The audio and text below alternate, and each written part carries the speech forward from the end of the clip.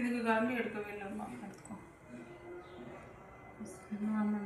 Bismillahirrahmanirrahim. Allahumma lakasumtu wabika amantu walaika tawakkaltu wala rizqika aftartu ataqabbal minni. Ya Allah, உனக்காக நோன்பு வைக்கின்றேன்.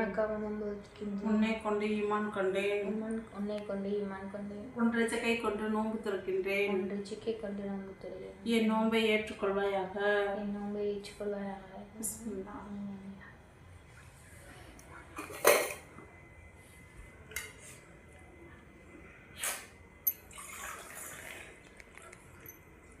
Hi மக்களே, இன்றைக்கி அல்லாவுடைய உதவியை கொண்டு 2வது நோன்பும் நல்லபடியாக நோன்பு திறந்து முடிச்சிட்டோம்.